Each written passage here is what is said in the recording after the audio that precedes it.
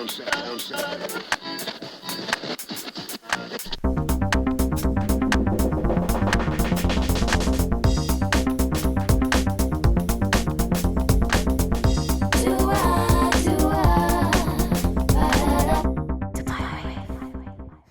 we have a very special guest with us here today. And Am I special? Yes, you are very, very, very special Thank to you. us all because I listen to you all the time. Aww. The radio presenter of The Ride Home with Brent Black. Yay! Yay! The sound of one person clapping.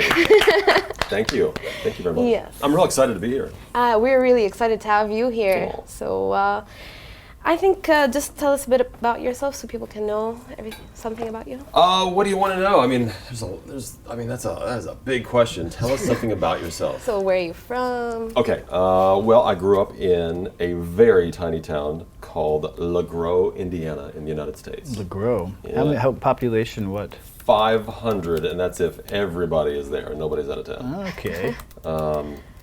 And I stayed there throughout my youth, moved around a little bit. Eventually, I ended up in Indiana University in Bloomington, Indiana, which was a big deal for me because nobody in my family went to university. I was the first one ever. I see. There's a lot of first-generation students at Indiana University. Yeah, it's true. They have a program, actually, for Yeah. first generation, and I was part of that program. I see. I got Okay. so lucky. I was not a terribly good student in high school. I mean, I just didn't like school very much. I liked the social aspects of it, but as far as the grades and stuff, my grades were not fantastic. So I just I never studied and just got by. I got passing grades. What did you study? What was your major? In Indiana? Yeah. I started with criminal justice. Actually, I started with journalism. Got really tired of that in the first semester. Actually, it was when I saw the job postings board in the journalism department. Ernie Pyle Hall, I remember. And I went in there, I looked it up, and all the jobs were just depressing. It was just, there was nothing. And I decided, you know what, I'm going to change my major. I decided to go for criminal justice because my parents, I think, always wanted me to be a lawyer. I did that degree, and it was really easy. I was just kind of surprised how easy it was. And then I decided, I wasn't done yet, I decided to add political science because I was really interested in politics. I just, basically, it was just an excuse to continue going to school and never leave because I really enjoyed the kind of the university life. And how long did you wind up being in Bloomington for? Oh man, I lived in Bloomington for 12 years, nearly 12 years. I love that town. It's just if you've never lived in a college town, especially in the United States, I don't know how they vary around the world, but college town in the United States, it's just the coolest feeling for a young person. Everything's so accepting. And you're learning so much about yourself at that age, and you're kind of learning how to be an adult and trying to figure out what you want to do. I really didn't know what I wanted to do, so I just kept going to school. Eventually, I did finally graduate. There's a lot of stories that are involved in that, but I paid my own way through college, so it was a kind of a struggle, and I took a long time to finally get through it, but I did. So I know in the beginning you were told by people, though, like your boss and friends, to actually try and audition for, a radio position, a presenter. Where'd you hear that? On the Virgin Radio website. I had what I call a few angels in my life, and not to get metaphysical or anything, but a few people. I don't mean that in that way so much, but I mean I had 3 or 4 people in my life that were key in guiding me to what I would eventually end up doing, and I think we all have those people, for better or for worse. Actually, you have some people that, that drive you into what you should be doing or what you might end up doing. And so yeah, I was working at a newspaper in Bloomington, Indiana. Actually, it was one of my just kind of gigs. What was the name? It's called the Herald Times. Yeah. Okay, I know it. Yeah. And I really wasn't not enjoying it, but it certainly wasn't something I wanted to do. I was basically earning money so I could stay in school and finish. But my boss there, she was this great girl named Sasha, and Sasha was like, you really should be doing this. You need to be on television, is what she said. For some reason, she kept saying, you need to be on television. You need to be doing something in the media. And she sent me this job posting for hosting. This is going to sound really weird, but it's hosting a karaoke competition that toured the United States, and it was part of this thing for Chic Razors. And they did it's bizarre, but anyway, they had the first year they had this guy named Carson Daly was the host, and they paid him a bunch of money. Well, I know the famous Carson. Yeah. Okay. So they paid him. This Yeah. was back in the TRL days when he was doing. He was TRL. really big at that time. He was okay. He Yeah. was like a media. He's not as big now because he's doing The Voice anyway. Yeah. But he was just off TRL, Yeah. which is Total Request Live, which was on MTV back in the day. It was really popular. Yeah. Anyway, so they hired him the first year, paid him a bunch of money. The second year, they wanted to do this national tour. They decided they wanted to save some money, so they went on a talent search. And I remember Sasha. She sent me this posting on this tvjobs.com or something. She's like, "You need to go audition for this," and it was in Chicago, which is, I don't know if you know, of course you know it's like 5-hour drive probably away from Bloomington. Yes. Sure. So I'm like, okay. So I applied. For some reason, they had me fly in, which was like the first thing. Is like, wow, somebody actually wants to fly me somewhere. I flew to Chicago. They liked me. They said, well, you gotta talk to these guys at BSMG, which is some marketing company, huge marketing company in New York. So What year was this, by the way? Oh, we're this talking. was what year was this? 2000. Okay, that's kind of what I thought. Yeah. This is actually no. This would have been like late '99 when they were doing the audition process. Okay. And this is your big break, basically. This was basically what got me doing something other than, well, anything else, I guess. Than anything else you've ever thought of taking This is what got before. me into, I guess, the media industry. Yeah. They flew me to New York, and it was the weirdest thing because I literally flew into Manhattan. I'd never been anywhere. They flew me into Manhattan. I got into a taxi, did this interview, saw Rockefeller Plaza like for literally 2 minutes, got back in a taxi and back to the airport. It was literally in and out. I was in New York City for an hour, and they interviewed me. They basically just wanted to get a look at me. Said, okay. So I ended up doing this tour across. So they hired you? Yeah, they did. Because it sounded like a bad story. No. Yeah. They had to know. So it went well. So I did this tour across the United States, and the So idea straight was, away. Yeah. So I ended up doing the tour.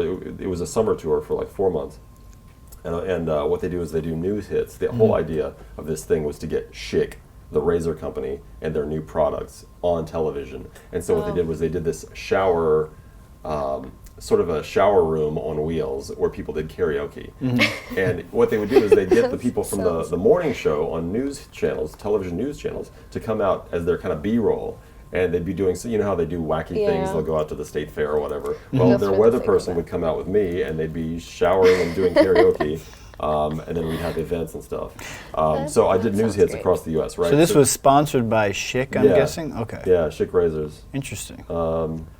3 blades, no hassles. I'll always remember that was the thing. Make sure you get that when you do the news hit, because they'd come with the cameras on you. Make sure you get that in. They called it what do they call it, a glimmer or something. Anyway, so I did that. I ended up doing that, and after it was over, it's like, what am I going to do now? And Sasha, again, my manager at this newspaper that I wasn't working for anymore, said, "Why don't you try radio?" And I said, "I don't know anything about radio." She's like, "Well, just make something up." So I did a little investigation, and what you need to do, I already knew this a little bit. When you go into radio, you need something called an air check. It's just what you would sound like on the radio, or what you do sound like. Ideally, it's just a reel of stuff that you've already done on the radio. Okay. So, and it's some of your best stuff, but like 2 minutes or less of your best stuff. Your sizzle reel. Yeah, exactly. Yeah. So I didn't have anything like that because I've never been on the radio in my life. So what I did was, Let me guess, you made it You up. showed them the Schick ones. yeah, well, I took this stack of CDs, like 6 or 7 CDs, and I took them to a wedding photographer, videographer guy. He had a little tiny studio where he edited his wedding videos. I said, here's what I want to do. I just want to do audio, just put it on a CD, and I'm just going to talk up and down the tail ends of these songs and into another one.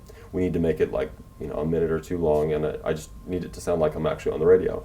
I would love to have this CD. I have no idea where it is. Yeah, that old physical media gets That lost, first doesn't Yeah. it? It may exist somewhere, but if it does, I don't know where. Yeah. We should go look for it. Yeah. That first ever recording I of know. Brent Black. It was so bad. I guarantee it was horrible. But Sasha took it to this local radio station in Indianapolis. It's named WTTS, and for some reason, the program director there and she talked, and for some reason, he decided to give me a chance. I don't know why, because I'm sure it sounded horrible. They put you right on the radio. No, well, in a way. So I had a meeting. They met with me. I guess your personality goes a long way. If people like you, they want to do good things for you. That's kind of always what I've kind of thought. Yeah. So they had me in, and the nighttime guy said, "You want to do a break?" It was during his nighttime show. It's like, I've never been on radio in my life, and it's probably 8, 9 o'clock, maybe 7:30, 8 o'clock at night,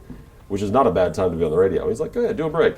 And which is, to me now, to What even does it think mean about to this, do a break, by the way? just to open the mic up after a song or whatever, and just start talking. Which is basically what I did at the beginning of the podcast. Exactly. Yeah. It's just like it depends. I mean, a break now, whatever that means.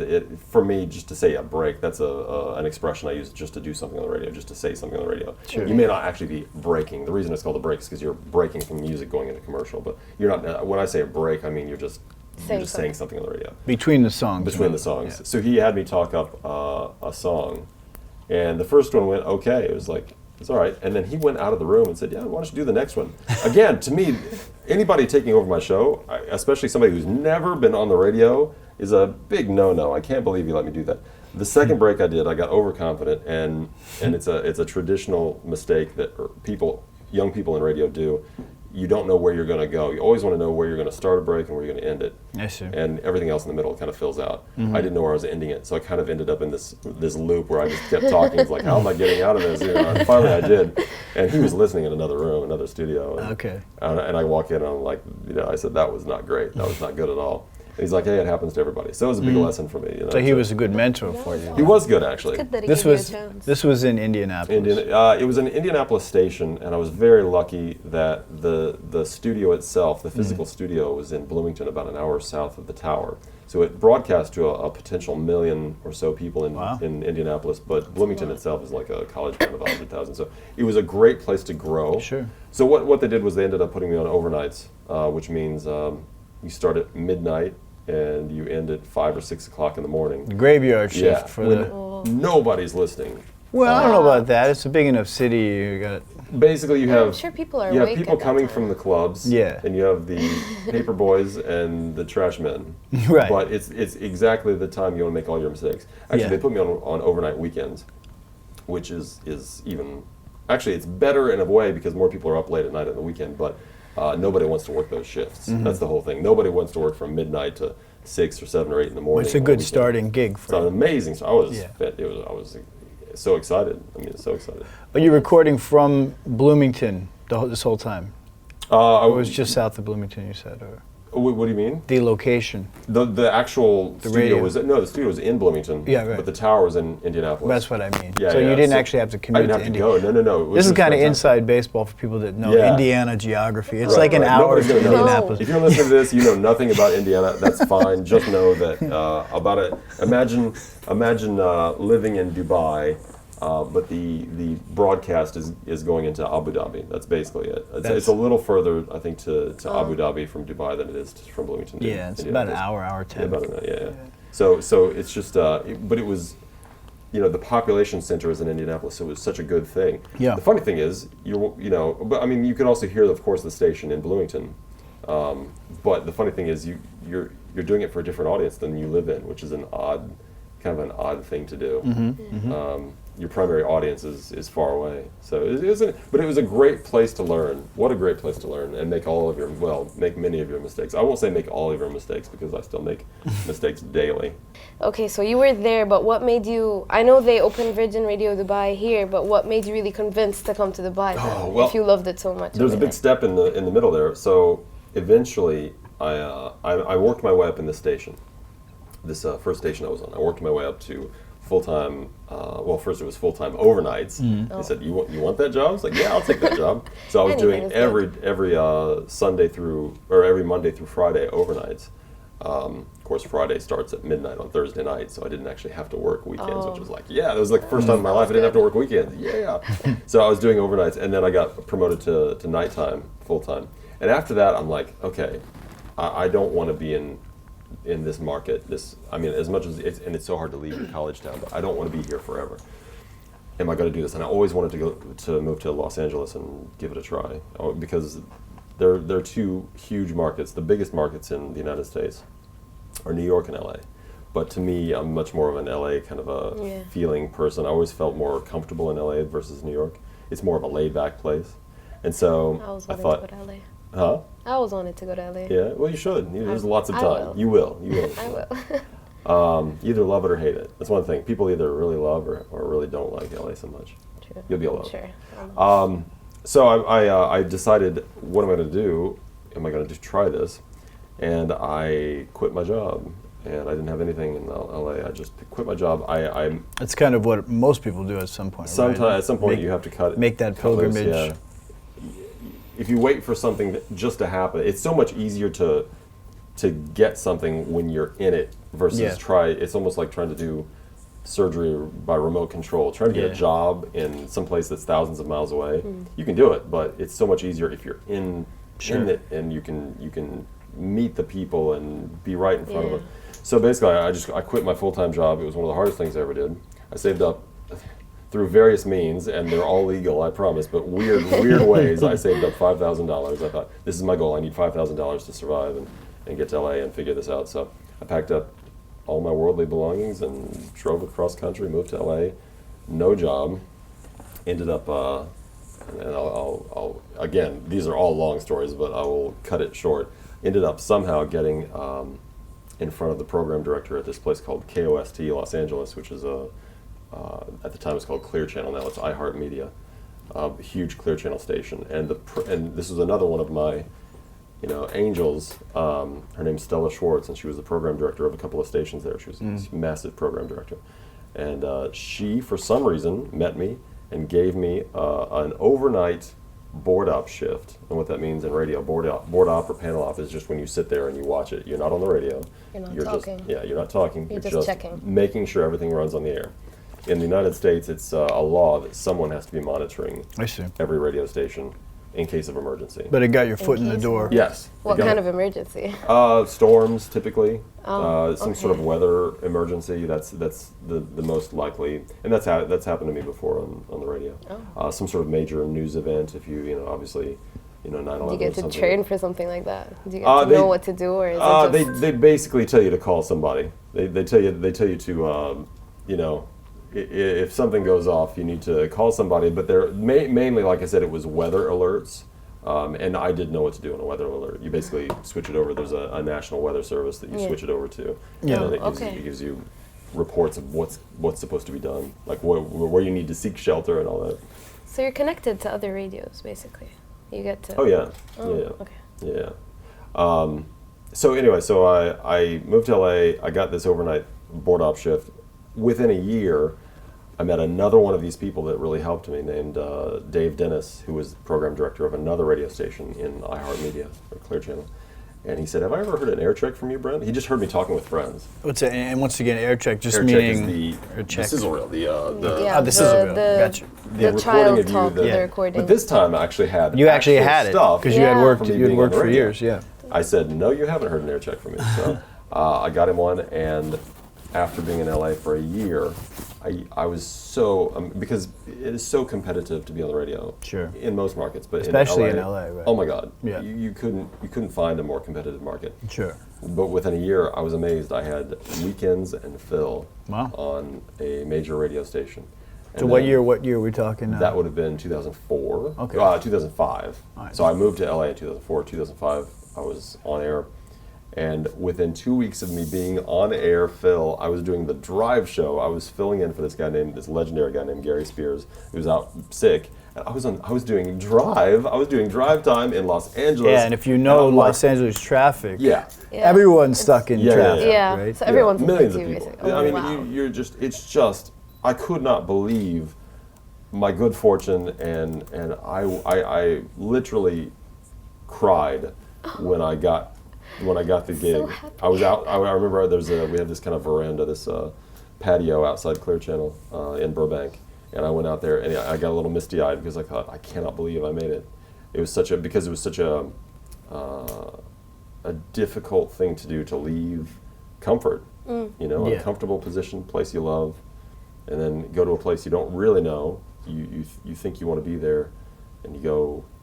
It was a very emotional moment. So anyway, and then about a year after that, I got full-time drive. I ended up replacing that guy. Oh. Gary Spears.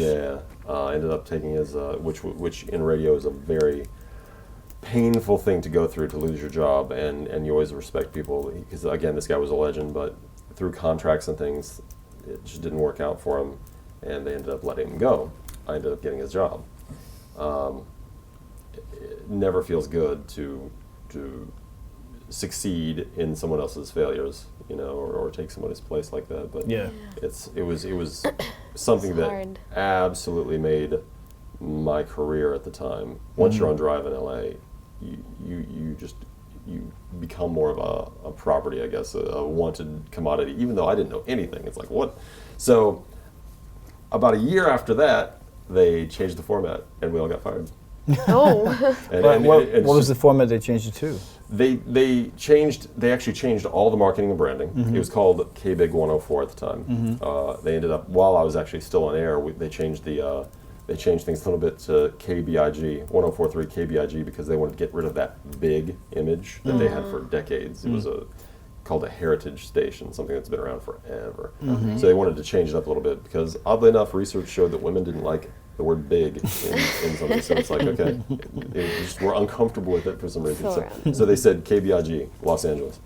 And then about 6 months after that, they finally decided that they wanted to make a change. And so they changed it from KBIG, and we all knew it was coming, sadly.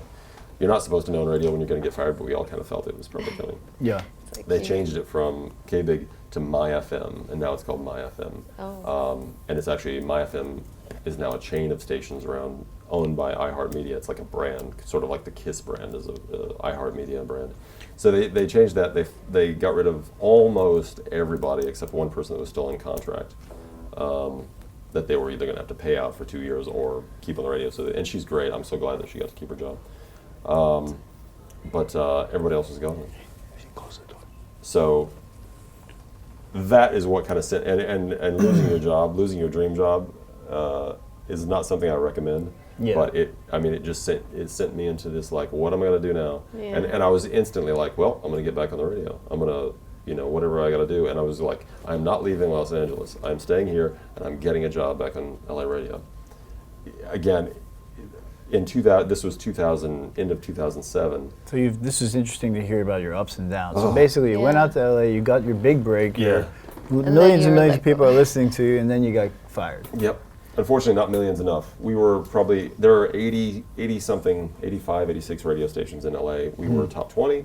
Okay. That's pretty good, though. Yeah, but they always felt like they could do better. And during all this time, what kind of music are you like? This particular station, the format was, and it still is, Hot AC. It's called Hot Adult Contemporary. Okay. So you've got, and I could probably talk a long time about formats and what they mean, but basically a hot AC station. Well, you've got adult contemporary, which would be the really kind of slower music for older people. In the States, that would be like Michael Bolton or Michael Bublé, Kelly Clarkson, maybe some of Taylor Swift's slower songs. Celine Dion is a great example. So Hot basically AC, not the trending, like super trending ones, like the ones on... They take the absolute most popular but not too poppy songs, but also the more mature artists. Okay. Interesting. Yeah. Now, you've got a station like, say, Virgin Radio Dubai, which would be like the KISS FM in LA. They are the top 40 station. That's called CHR, Contemporary Hits Radio. Okay. Between the CHR and the AC stations, you have what's called Hot AC. Hot AC is still for a slightly older audience than the pop station, the Virgins or the Kisses. It's just for somebody that still wants to feel like they're in tune with what's new-ish, but not so on the edge of everything new. So Hot AC would be like Beyonce, and Taylor Swift, and all the many of the pop songs that aren't quite the DJs. You probably won't get a lot of David Guetta. You won't get a lot of dance music. You won't get much rock, things like that. It's sort of in the middle of the road. So more listening rather than jamming. Yeah. Almost like not dance-ish. Yeah, it's what basically the concept is, and it's a great concept to keep people. Our core audience, you always want to try to bring women. Women is the key to getting radio because the men will follow the women wherever they go, right? It's true. True in life, true in radio. So it's called the Wall of Women. So you get them when they're very young with KISS FM or CHR, contemporary hits, pop radio. You get them when they're young. Then you carry them over to Hot AC, which still brings some of the pop songs of today, but also some of the stuff that they were listening to back when they were in high school. So you keep around a lot of the hits. And then as they get older, you send them to AC, the adult contemporary, which is still a little bit of the slower, smoother songs that they were listening to before, a little teeny tiny bit of what's out today, and then some of the old standards, some of the older classics. So there are tactics to, Oh my God, to radio, it's like it's science. It is, super thought out. It is a science. Everything down to every song you hear was thought out, why it's playing at that time of the day right now. Whoa, Yeah. I just thought it was like a... So I was on a hot AC station, and it was called KBIG, and then they changed it to something called My FM, which was still hot AC. But so that was after they fired you Yes. and your colleagues, Yeah. and then they did what? Okay, so let's get back It's true. to your... They did great. No, it was a good. It was the best move for them. They did a great. Yeah. They did a. I mean, we were doing well, but now they're doing great. I see. They're top 5 now, I think. So then what happened to you? This is 07 or so? It was end of 07. The weekend, see, I was doing weekend fill before I got full-time drive. And so the guy that took my place, weekend fill, was this South African guy named Revan. And we became friends, and I'd kind of told our program director, hey, this is the guy that should replace me. He said, what do you think of Revan? I was like, yeah, I really like him. I think because he was different. You don't hear a lot of accents on American radio. South African, South African, yeah. So Revan always kind of remembered that. And when he got fired with me as well. He lost his weekend shifts. He was driving to Bakersfield for like $6 an hour, which is like a 2-hour drive for $6. He just wanted to be on the radio. Yeah. I wouldn't. I wouldn't drive to Bakersfield. Anyway, that's a kind of a California thing. Again, inside baseball thing. Yeah. That, nobody here would really know. But anyway, don't go to Bakersfield. Anyway, so he came to me one day. He said, "Hey, let's go grab a drink." And so we go over to this restaurant, and he says, "Hey, I got a job." I'm like, you're kidding me. And I'm just thinking, the weekend guy got a job before the drive guy. And I'm like, oh, it just like, but I was happy for him. I was like, what? He said, I got breakfast. I'm like, breakfast? Nobody says breakfast in the U.S. We say the morning show. What are you talking about? Yeah. He's like, they're opening up Virgin Radio in Dubai, and they give me breakfast, or I got breakfast, and I'm just like, it's incredible. First of all, it's just an unbelievable thing. You got the morning show. And secondly, Dubai. Wow, really? This was end of 2007. All I knew of Dubai was the Burj Al Arab and a 60 Minutes interview with Sheikh Mohammed I heard one time. Mm-hmm. That was it. And but it sounded fascinating. Yeah. He said, they asked me if I knew anybody else who might want to come. Oh. And I said, really? He said, yeah. I said, I might. I said, and I was talking about you. And so I didn't know, man, it just blew my mind. It's like, wow, I didn't even have my passport. I didn't have my passport, you know? Had you left the country before? I'd been to Tijuana. You don't need your passport to go to Tijuana? You didn't then. You didn't then? You didn't then. Now you need either your passport or they have some sort of, they have an ID, a special ID that you can use, but it's not your driver's license. Back then you just needed your driver's license to go on. Yeah. They just looked at you and they could tell whether or not you're trying to cross the border, I guess. Yep. So I had an interview with our CEO, Virgin Radio International. CEO, his name's Ian Grace, and he's this Australian guy. He's great. I love him.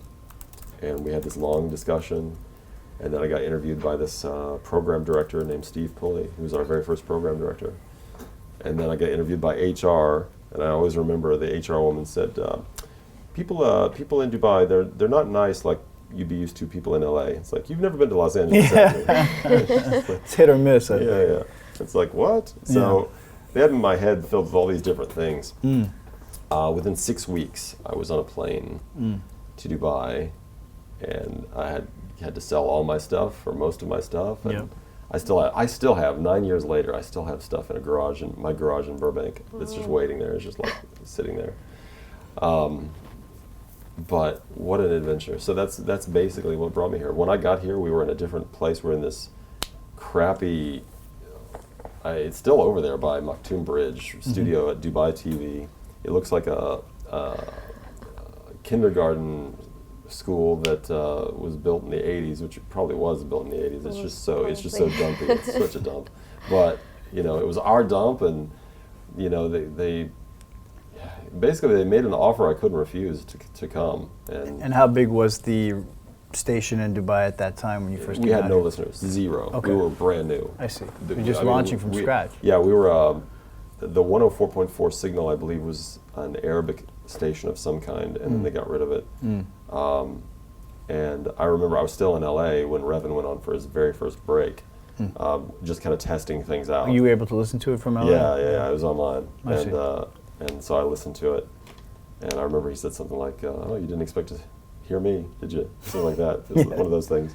Yeah. And that was, and we were off, and then a couple of weeks later I was there, and we had our official launch, March of 2008. I was there I came in February 28th of 2008, and in the next month we had our official launch with this amazing launch party that they spent far too much money on. It was out in DIFC.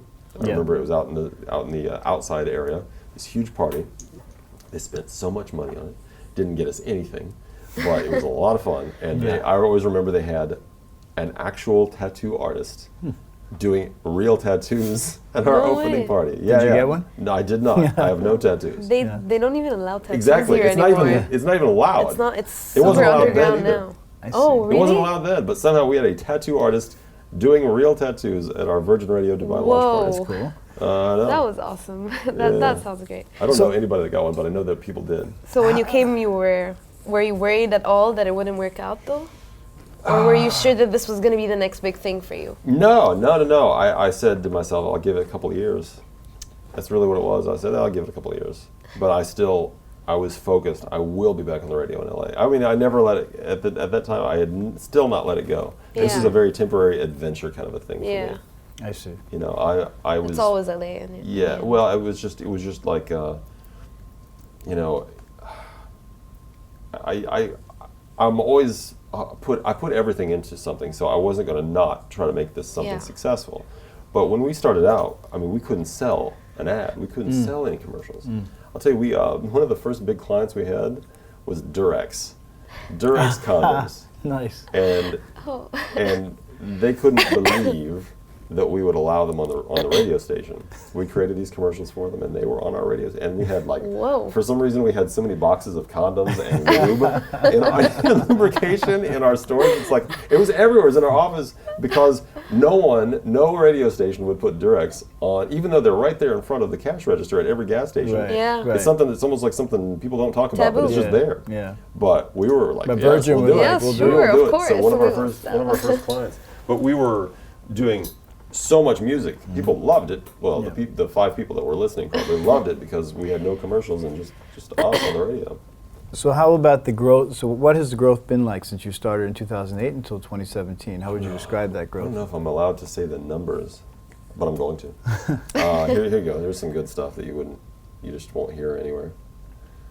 I hope I don't get in trouble for this. But I think we finally hit. Okay, so in the beginning we had nothing, zero. In fact, it was like I remember hearing some rumblings of that they were talking about getting rid of the station. You see. When we first got here, I remember the big meeting. It was over in what's now the Media City Amphitheater. They spent so much money. It was just like a huge banquet. They put up a stage, done events, did an amazing stage. They created an awards show within 3 days, literally 3 days from having nothing. Somebody decided, hey, let's have an awards show for good employees. They created this amazing looking lucite plastic award for people. They got the nominees and everything all together. I don't know how they did it in 3 days. They had this big stage, like a concert stage in the middle of Media City.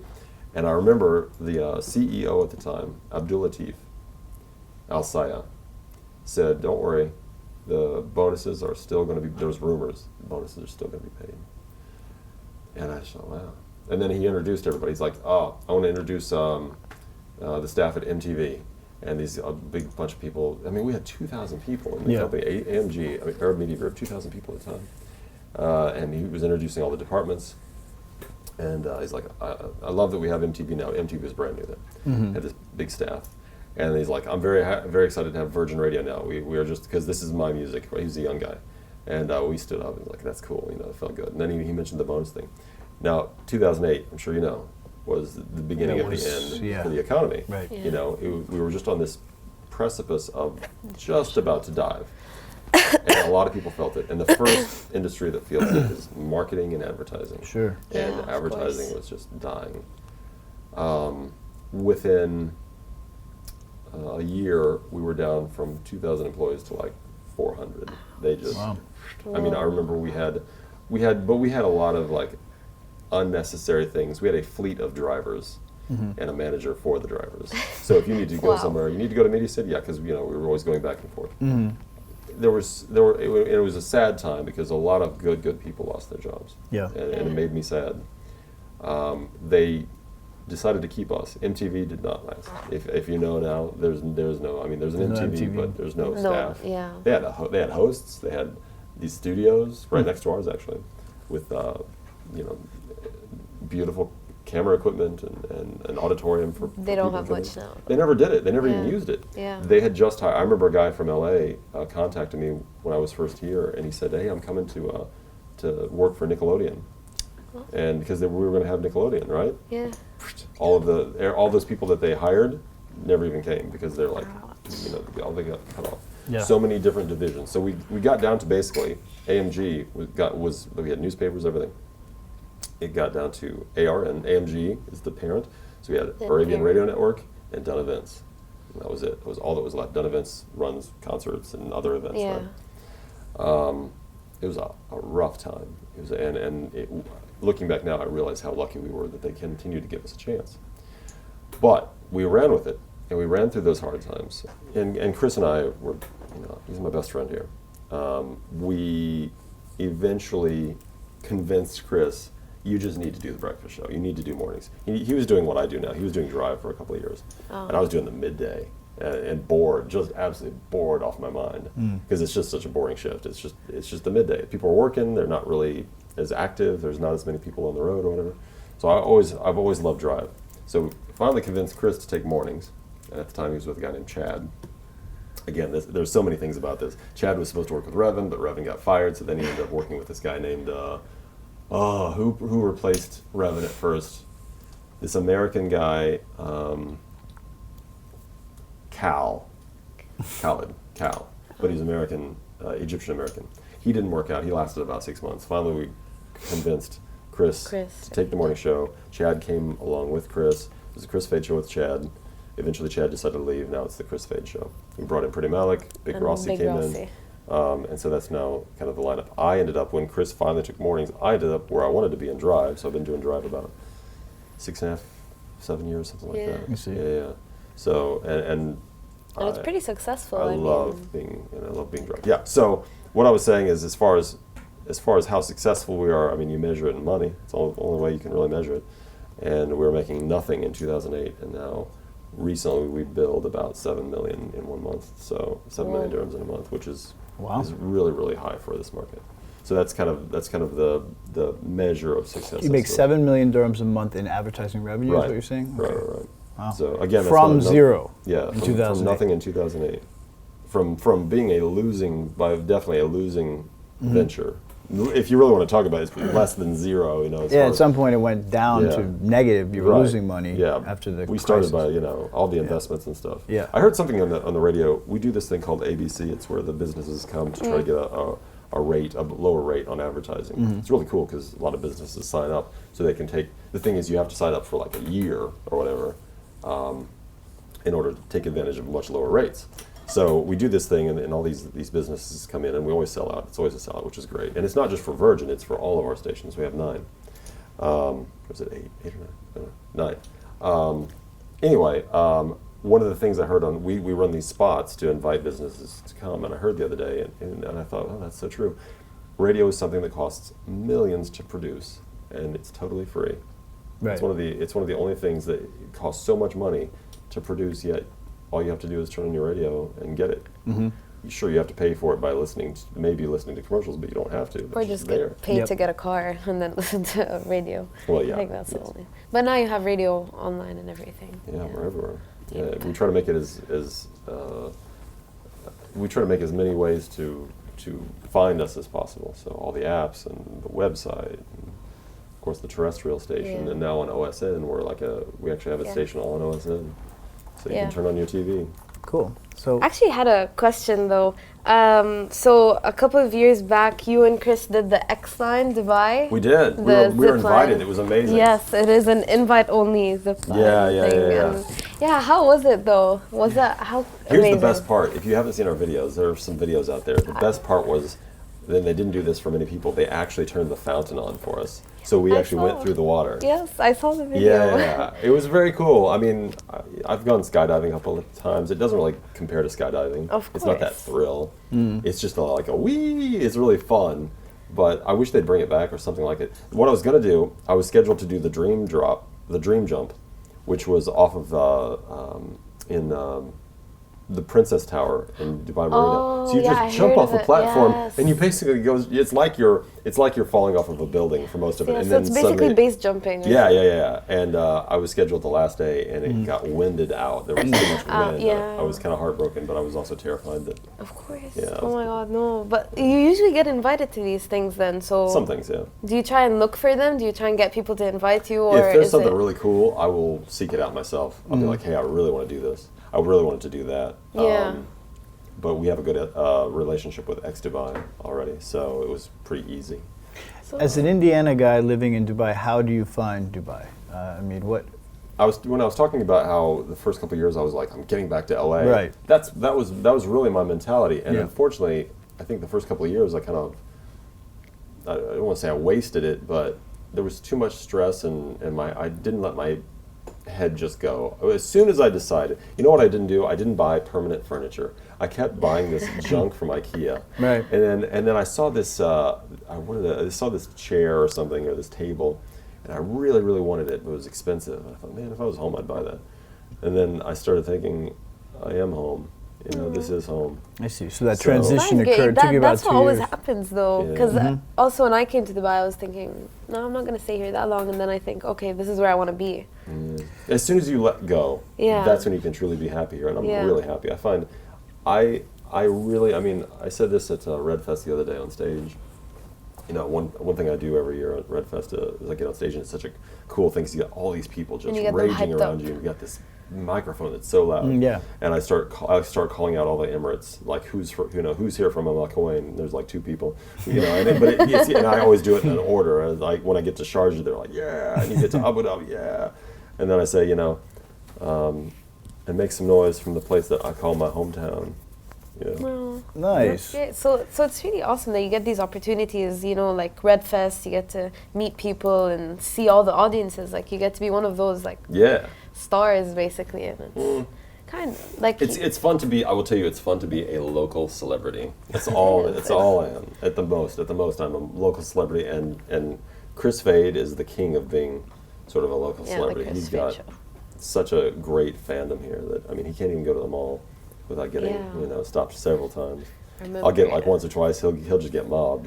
Oh, And how would you, just commenting on your Americanness, there aren't not that many Americans in Dubai. No, not. Yeah. They make themselves known. The ones that are here, I think they pop out a lot. They stand out. I think Americans stand out. Yeah, so you're a local celebrity, but you're American. I don't know how many American local celebrities there are in Dubai. I think it's just me and Pretty Malik, and I don't know. Yeah, I'm sure there's got to be some here and there, but I mean, But England has a stronger presence. Yeah. You've got a good number of. When we came in, as far as radio was concerned, we came in and we wanted to be the anti-everybody else, and so we hired almost no Brits, nobody from Britain, Oh, I because see. we didn't want that sound, and it wasn't like a prejudicial thing or anything. We just wanted to be different from It everybody was like else. a positioning thing. Yeah. So we had one guy from the UK who's no longer with us in the very beginning, and now we just have Big Rossi. Rossi. Although Miles sounds British, he's Scottish though. yeah. Miles, he's Scottish, but he does. Actually, I was definitely gonna say sound that. I British. didn't know. But Miles is great because Miles was on a different station. He was on Radio 1 before he came to us, and I always heard him. I thought, man, that guy's got some really great ideas. He has great. He just thinks in a different way. So we ended up stealing him. Which is Yeah, fantastic. miles and miles. Yeah. So, but we wanted to be more international, and everybody else. When we heard here, it seemed like it was just a bunch of British people doing radio, Yeah. and it didn't make any sense to us. So Yeah. we're like, obviously it wasn't.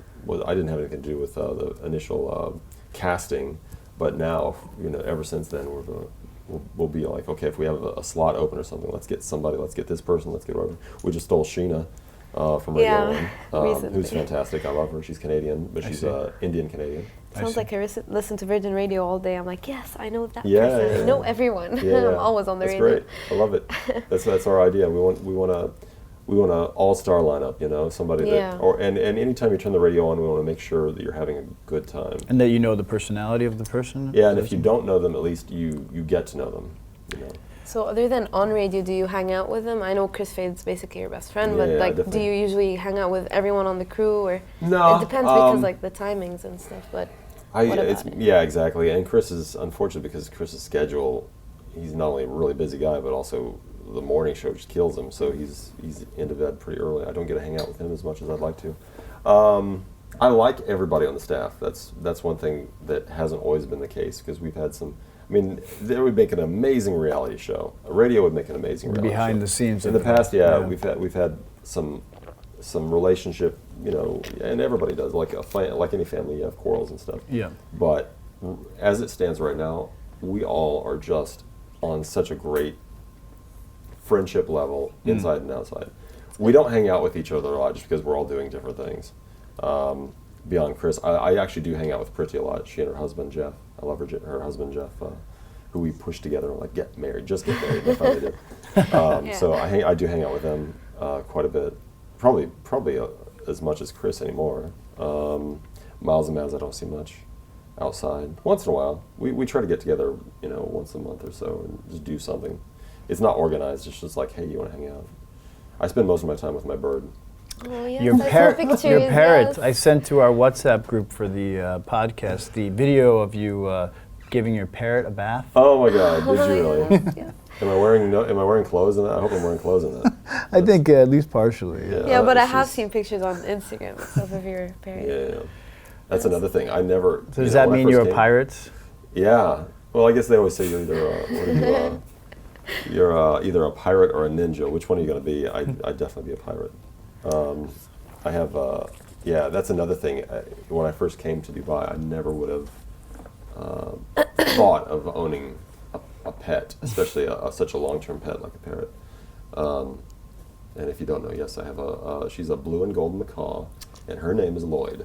Oh. Can you taught her to talk? Can she say anything? She's starting to. Macaws take a long time. So I got her when she was 6 months, and now she's almost 3. I see. They take a long time to learn how to talk. So she says hello once in a while. She does it on her own time, though. She can't just make her. She just does it. She just and casually. She'll say yeah sometimes. She just did a good yeah earlier today, and then she'll laugh. What's really funny is if you laugh, sometimes she'll laugh after you. She'll ha ha ha ha. It's very funny. But that's so cute. Yeah. That's me. That is me and my bird. Have you seen the macaw? Yes, I have. Yeah, she's funny. So yeah. She seemed to make a sad sound when you mentioned the bath. I think she sort of cried. She's much better now. She loves it now. So in the beginning, she hated water, but now she absolutely loves water. I have this great. I want you to hear. This will be good for the podcast. I want you to hear her laugh. Oh yes. This is my girlfriend Marsha playing with Lloyd. Why do you hang upside down? Crazy. You're so Yeah. Hello, yeah. Can you do Stevie? Yeah. Can you do Stevie? Yeah. Yeah. You do Stevie Wonder? Stevie Wonder. Yeah. So, Why are you hanging upside down? You crazy. Oh, you're hanging upside down again. she's gonna laugh. I guess she doesn't laugh now. I thought that was the one where she laughs. Sounded like she was kind of laughing. But it's bizarre. She was going, ha! Yeah, but it's bizarre how she'll go, ha ha ha. It's very funny. Here we go. This Now is I the want one. Here it is. She'll also go, she'll do that.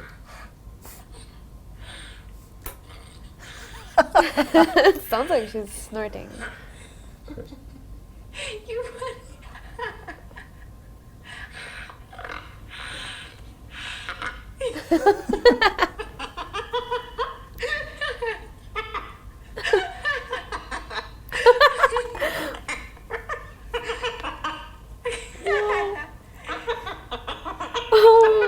That is an amazing I really animal. want one. I love her. Don't ever get a parrot. Yeah. Don't ever get a parrot. Addictive?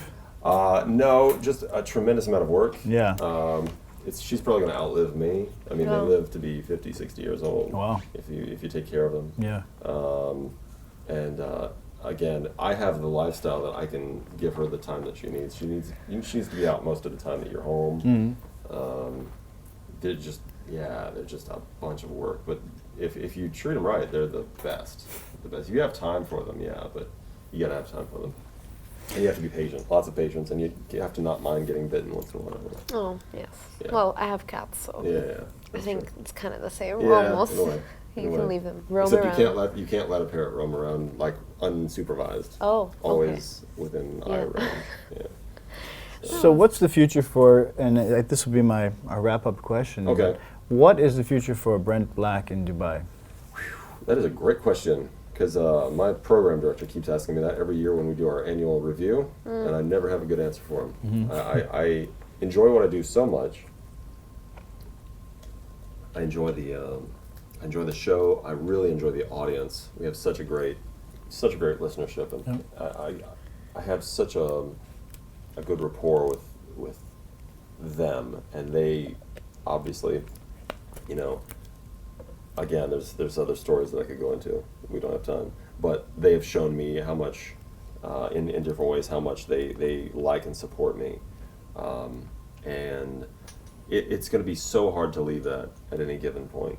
If I for whatever happens, it's going to have to be something that I really want to do, or they're going to have to force me out. Yeah, which is the worst. And I've already experienced that. I know what it feels like. Right, so, right.